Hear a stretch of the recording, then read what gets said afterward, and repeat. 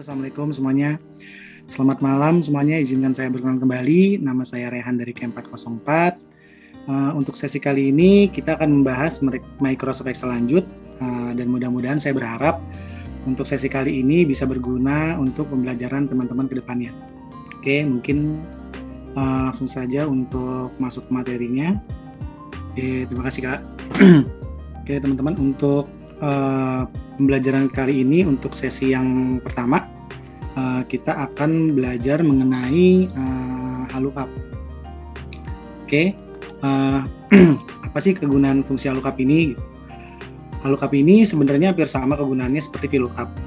Fungsi ini bisa mengambil atau membandingkan data dari tabel yang lain, tapi tetap harus ada referensi atau kolom yang sama dari kedua tabel tersebut. Nah, bedanya VLOOKUP merupakan rumus yang digunakan untuk mencari nilai atau data dalam bentuk vertikal atau ke samping. Nah, sementara HLOOKUP ini biasa digunakan untuk mencari nilai atau data dalam bentuk horizontal atau baris. Nah, seperti teman-teman yang lihat di PPT ini, di tabel customer.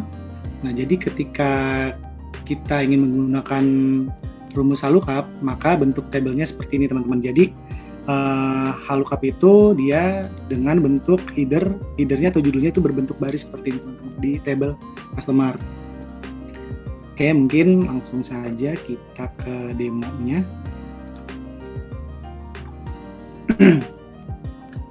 Oke, sudah terlihat ya Kak untuk file Excel saya? Pasti. Ya, sudah Kak, sudah terlihat. Oke Kak.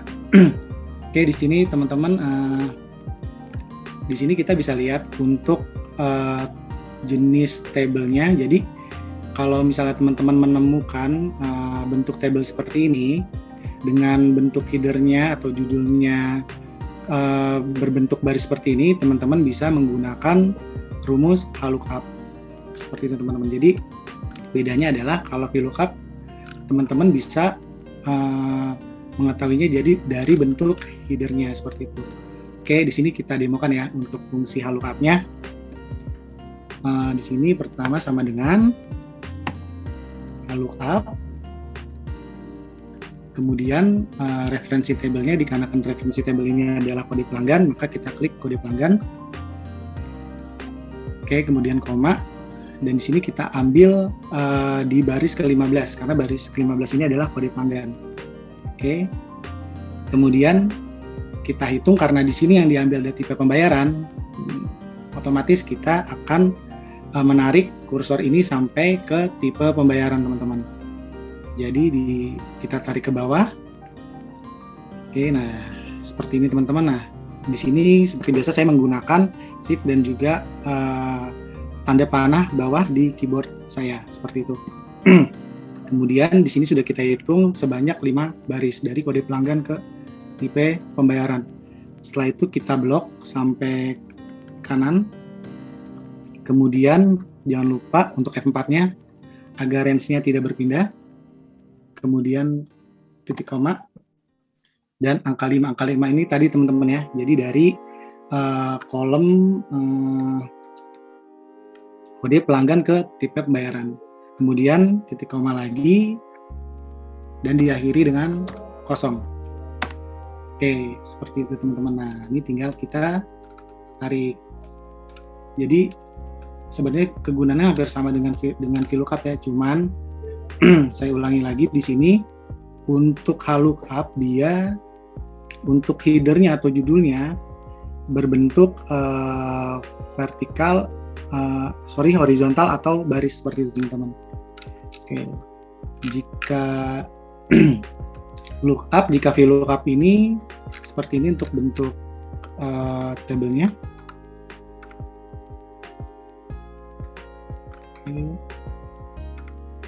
Nah, jika teman-teman menemukan bentuk tabel seperti ini dengan judul header berbentuk kolom seperti ini, teman-teman bisa menggunakan VLOOKUP. Oke, mungkin itu, teman-teman ya untuk pembahasan HLOOKUP kita kali ini. Oke, kemudian mungkin bisa kita lanjut ke fungsi index match. fungsi IndexMatch ini. Oke. Sebenarnya apa sih kegunaan fungsi IndexMatch ini? Untuk fungsi IndexMatch ini sebenarnya hampir sama dengan VLOOKUP juga, akan tetapi fungsi VLOOKUP sebenarnya tidak bisa mengambil data di sebelah kiri, teman-teman.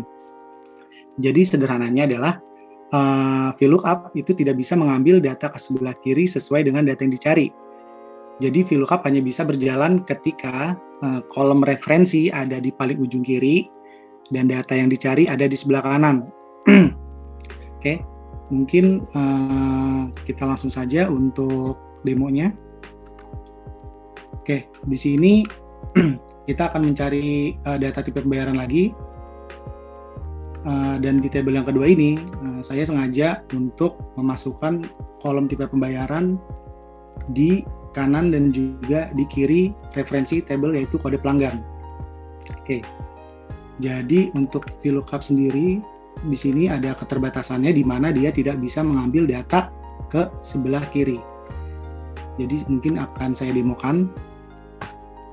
Oke, pertama VLOOKUP di sini kita coba cari.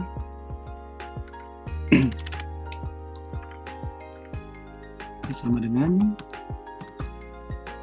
VLOOKUP. Oke, kemudian kode pelanggannya. Nah, di sini kita coba dulu teman-teman ya untuk mengambil data yang berada di sebelah kanan. Nah, VLOOKUP di sebelah kanan, datanya jadi tabel referensinya di sebelah kiri dan data yang dicari di sebelah kanan. Oke, kemudian kita F4. Oke, karena dari kode pelanggan dan dari kode pelanggan ke tipe pembayaran sebanyak 5 kolom, maka kita tulis sebanyak 5 kolom. Diakhiri dengan 0. Oke, dan datanya bisa terambil teman-teman untuk fungsi VLOOKUP dengan referensi tabel sebelah kiri dan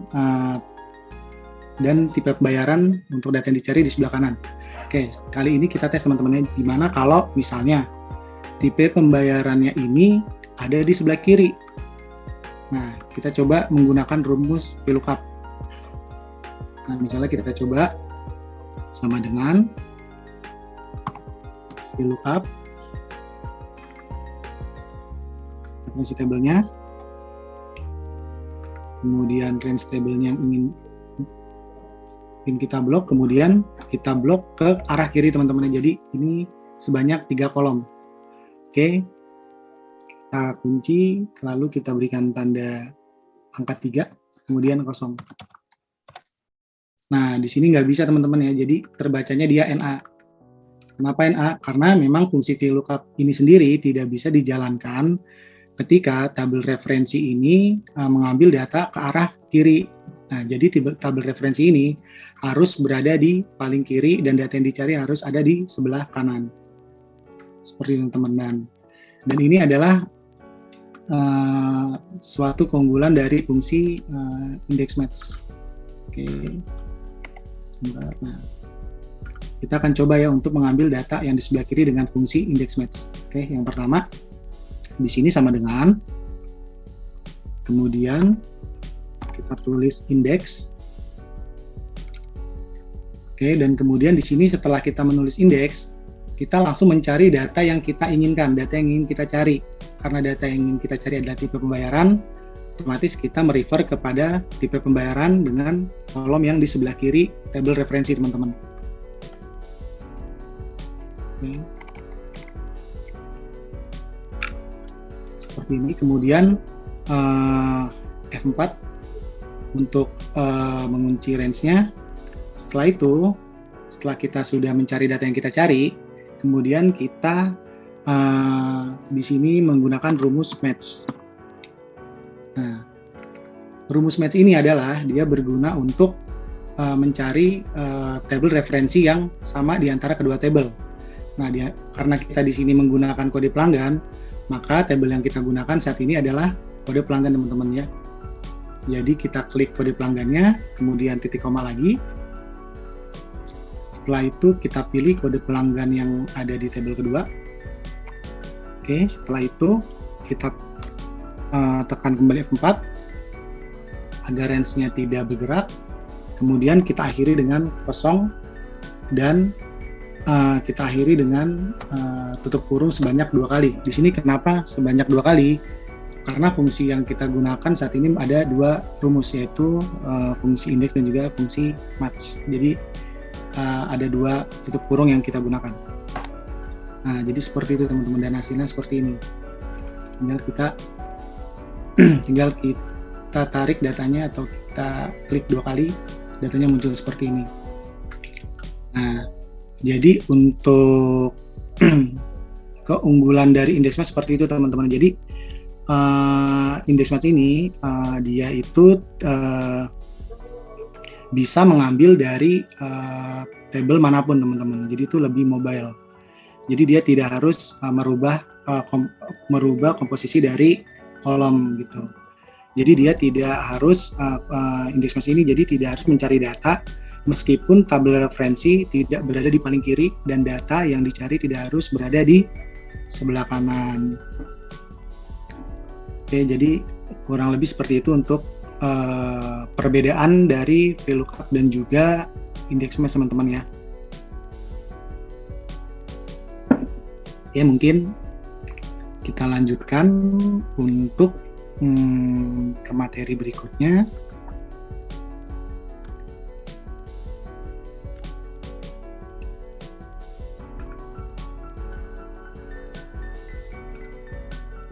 Oke, di sini materi berikutnya adalah cara menggunakan remove duplicate.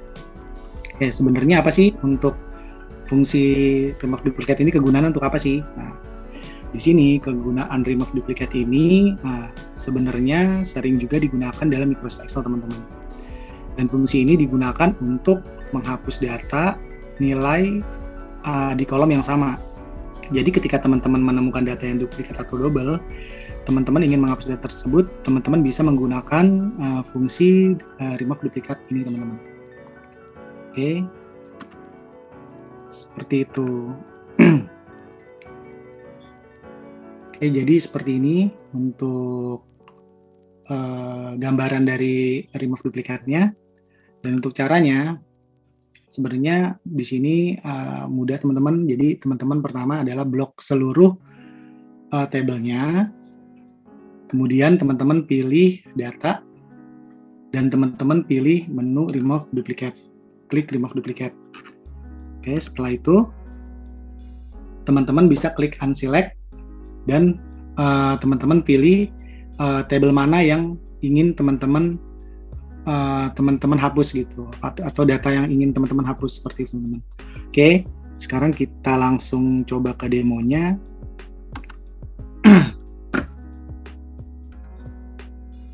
Di sini misalnya kita ingin menghapus kode kolom di kode pelanggan. Nah, di sini kan ada yang sama nih. P1, P4 di sini dan P8 nih kan ada data-data yang double. Nah, ini kita coba hapus menggunakan fungsi dari remove duplicate teman-teman. Caranya di sini pertama teman-teman blok dulu untuk tabelnya, kemudian teman-teman pilih data, kemudian pilih remove duplicate, dan teman-teman di sini pilih continue with the current selection. Terus oke. Nah, dengan begitu data di kode pelanggan ini yang double sudah terhapus teman-teman, seperti itu. Dan kalau teman-teman ingin menghapus tabel sekitarnya, jadi misalnya di P1 nih dia ada di P1 ini ada tipe pelanggan, tipe pembayaran, dan nama barang, atau yang di P4 juga sama. Teman-teman nggak cuma ingin mau menghapus kolom kode pelanggannya aja nih, tapi teman-teman mau menghapus kolom-kolom di sekitarnya. Itu bisa kita gunakan dengan cara yang tadi ada di PPT. Pertama-tama kita blok. Kemudian setelah itu kita pilih data, remove duplicate. Nah, setelah ini kita pilih unselect teman-teman. Di sini kita pilih unselect. Nah, misalnya saya ingin menghapus data kode pelanggan yang sama. Di sini kita pilih kode pelanggan. Kemudian klik OK. Nah, di seperti itu teman-teman. Dan data yang ada di sebelahnya pun akan ikut terhapus. Jadi di sini ada dua kegunaan, ada dua perbedaan tadi. Yang pertama adalah menghapus di satu kolomnya saja, dan yang kedua itu adalah seluruh kolom yang ada di sekitarnya juga ikut terhapus. Seperti itu teman-teman. Jadi seperti itu teman-teman. Jadi untuk fungsi remove duplicate ini bisa teman-teman gunakan ketika teman-teman menemukan data yang duplikat atau double, dan teman-teman ingin menghapus data tersebut, teman-teman bisa menggunakan fungsi dari remove duplicate ini teman-teman. Seperti itu. Oke, mungkin kita akan beralih ke materi selanjutnya, yaitu di sini kita coba dengan materi yang namanya what if analysis Microsoft Excel. Sebenarnya untuk apa sih untuk kegunaan fungsi analis ini? Jadi kegunaannya untuk fungsi ini adalah fungsi ini dapat menghitung nilai awal yang nilai akhirnya sesuai dengan yang kita inginkan, teman-teman. Jadi seperti ini misalnya. Sini kita hapus dulu. Di sini ada contoh tabel dengan kredit harga motor. Di sini kita ilustrasikan, misalnya kita ingin membeli motor dengan cara kredit dan rinciannya sebagai berikut. Sebelumnya ini kita kalikan terlebih dahulu.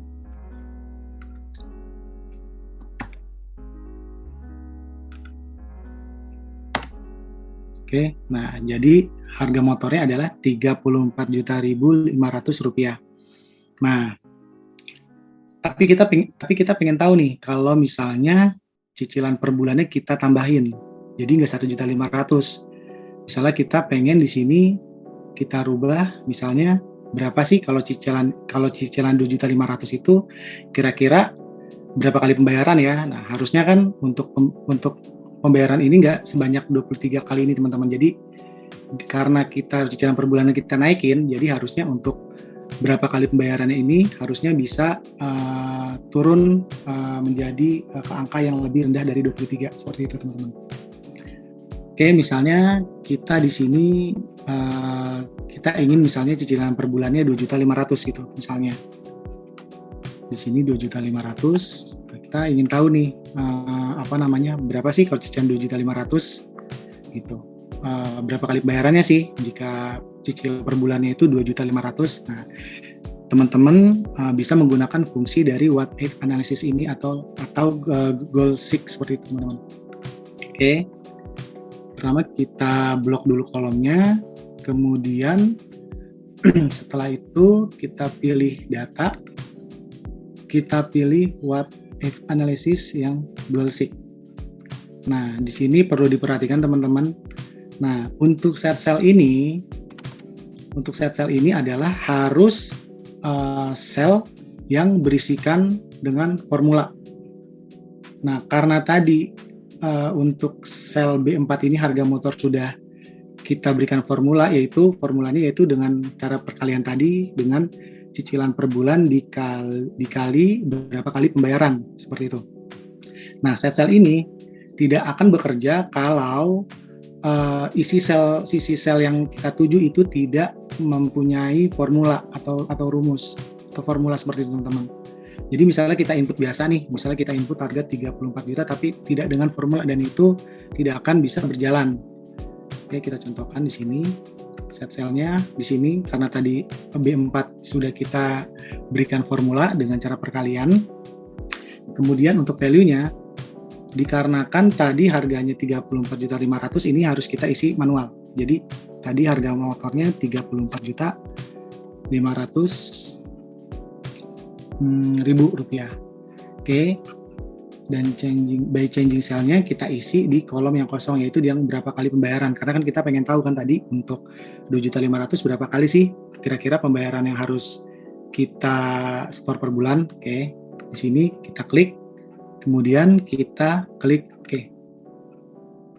Nah, ini keluar teman-teman. Jadi, sebanyak 14 kali jika kita ingin melakukan cicilan per bulan 2.500.000 itu pembayarannya sekitar 14 kali.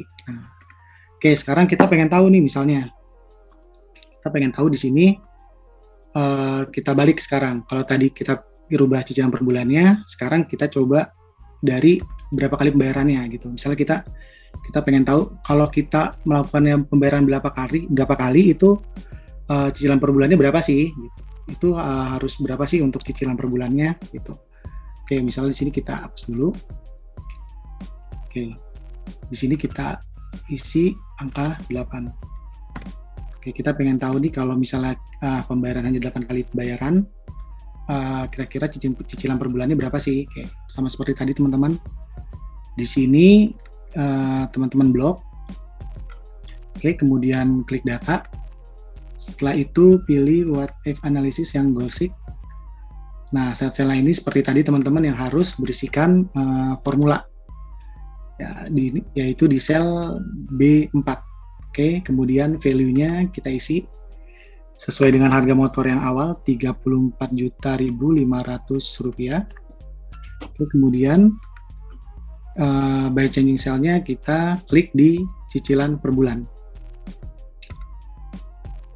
Oke, nah jadi sudah keluar teman-teman. Nah, jadi untuk misalnya kita ingin melakukan 8 kali pembayaran, nah untuk per bulannya kita harus membayar sekitar Rp4.312.500 seperti itu teman-teman. Jadi seperti itu untuk fungsi dari goalseek, dan mungkin akan saya ilustrasikan satu kali lagi ya untuk fungsi dari goalseek ini.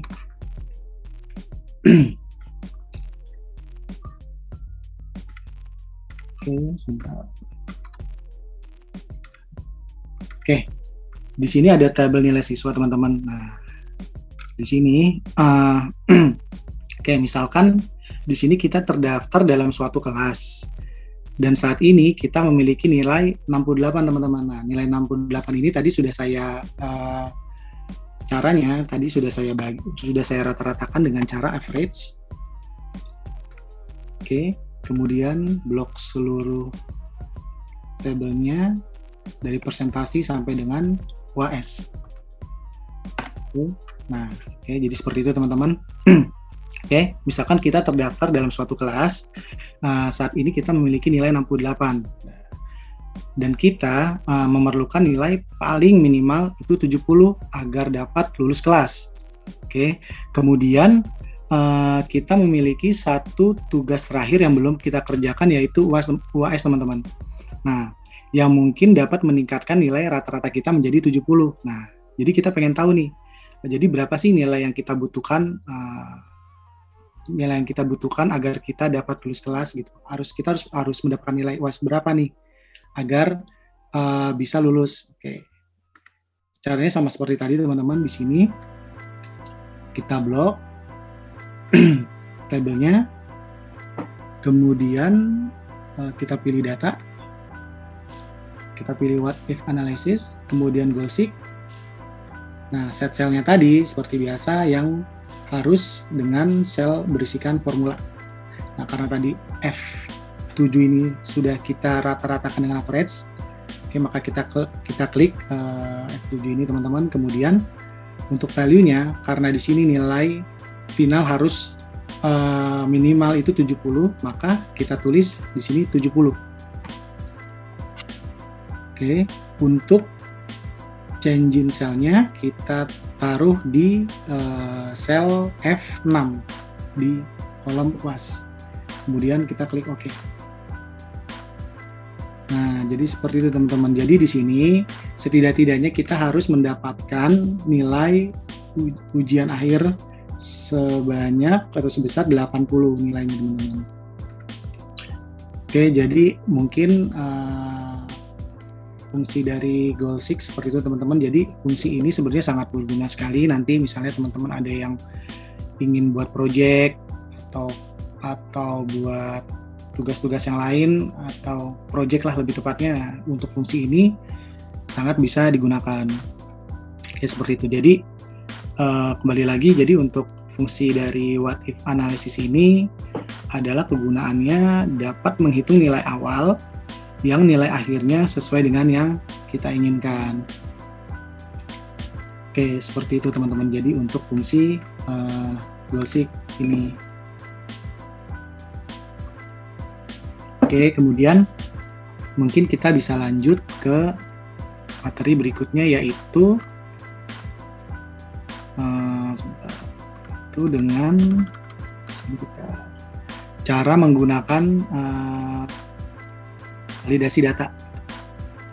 Di sini kita akan membahas untuk data validasi yang kita pelajari untuk sesi ini adalah bisa membuat daftar atau list yang dimasukkan ke dalam sel. Jadi teman-teman tidak perlu melakukan input data. Oke, jadi seperti ini untuk untuk caranya. Oke. Nah, jadi di sini ada contoh tabelnya, misalnya ada tabel mobil, teman-teman, ya, ada tabel mobil di sini. Kemudian teman-teman bisa blok di salah satu kolomnya yang ingin teman-teman, selnya ingin teman-teman berikan list. Kemudian teman-teman klik data. Setelah itu teman-teman klik data validation. Kemudian pilih klik menu drop down-nya, jangan lupa, dan pilih klik atau pilih list. Nah, kemudian teman-teman isi source-nya sesuai dengan kebutuhan teman-teman gitu. Oke, dan hasilnya akan seperti ini. Oke, langsung saja mungkin saya demokan.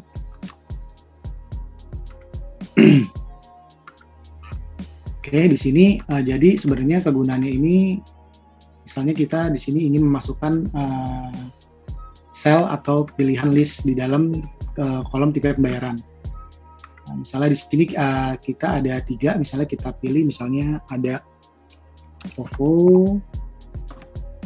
Nah, teman-teman kan mungkin agak sedikit lama ya kalau misalnya kita tulis seperti ini nih, OVO misalnya. Terus ada cash, misalnya, dan satu lagi misalnya ada pembayaran dari dana gitu. Nah, kita menghindari untuk input manual seperti ini nih. Nah, kita coba di sini ini menggunakan fungsi validasi data ini. Oke, pertama-tama kita blok dulu kolomnya. Kemudian kita pilih data.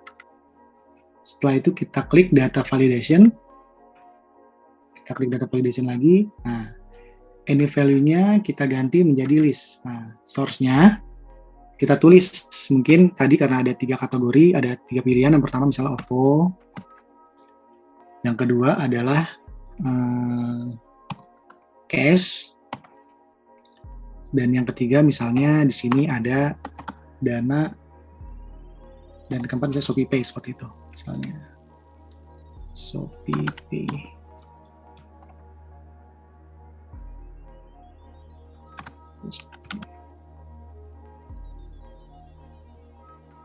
Oke, kita klik OK. Nah, nanti muncul nih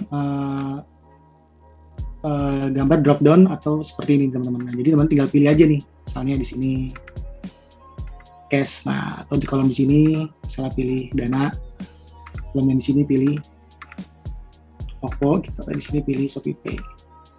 Nah, jadi teman-teman tidak perlu melakukan input manual lagi.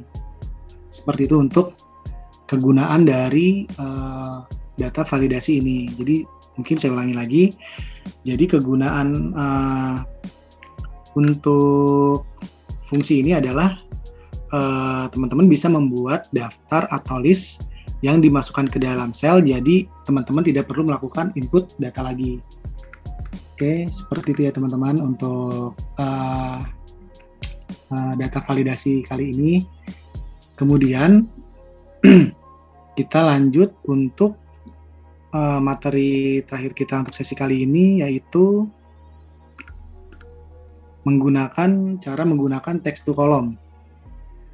Oke.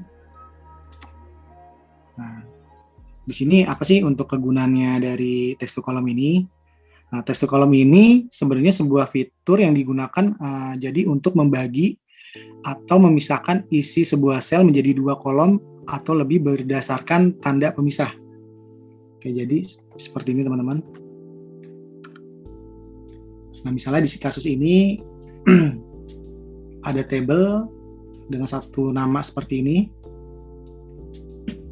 Oke, kemudian caranya adalah kita ingin membuat nama depan dan nama belakang itu terpisah di kolom yang berbeda gitu. Jadi nanti nama belakangnya akan berpindah ke kolom judul nama belakang seperti itu teman-teman.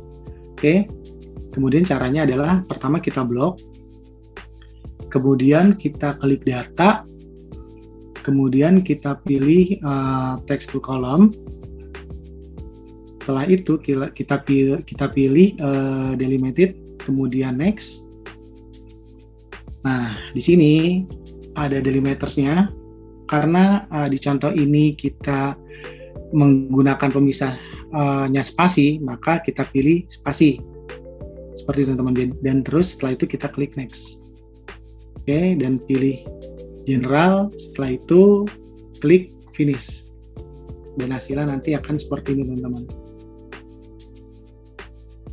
Oke, mungkin bisa langsung kita demokan ya untuk text kolom ini. Oke, di sini kita blok dulu tadi. Kemudian kita pilih data.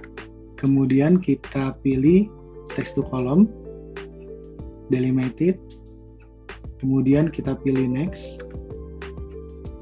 Nah, karena ini dari namanya dari Adrian dan Kusuma ini contoh adalah spasi, maka kita pilih spasi teman-teman di sini.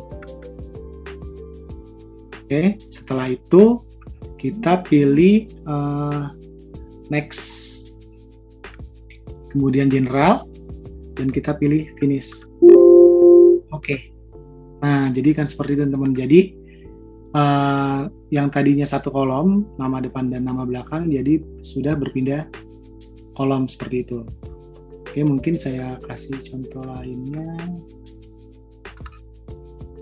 Oke, misalnya di sini saya. Oke, misalnya di sini. Oke, kalau tadi kita pakai menggunakan spasi, saat ini kita coba dengan menggunakan pemisah menggunakan koma teman-teman ya. Oke, jadi di sini pertama kita blok dulu. Kemudian kita pilih data, kemudian kita pilih text to column. Oke, setelah itu kita pilih next. Nah, dikarenakan ini adalah koma untuk pemisah antara nama depan dan nama belakang, maka di delimitersnya ini kita pilih koma teman-teman. Kita pilih koma, kemudian kita pilih next. Oke, setelah itu kita klik finish. Nah, jadi terpisah seperti itu teman-teman. Jadi untuk fungsinya adalah fungsi dari text to column adalah sebuah fitur yang digunakan untuk membagi atau memisahkan isi sebuah sel menjadi 2 kolom atau lebih berdasarkan tanda pemisah. Oke, seperti itu teman-teman. Oke, mungkin untuk materi Excel-nya cukup sampai di sini. Saya ingin mengucapkan terima kasih untuk teman-teman yang sudah meluangkan waktunya untuk mengikuti camp ini. Mudah-mudahan saya berharap dengan materi yang kita pelajari hari ini bisa menggunakan Microsoft Excel menjadi lebih baik lagi. Karena saya berharap ya mudah-mudahan camp ini bisa membantu untuk pembelajaran dari teman-teman semuanya. Saya mau ucapkan terima kasih banyak untuk teman-teman ya semuanya. Terima kasih.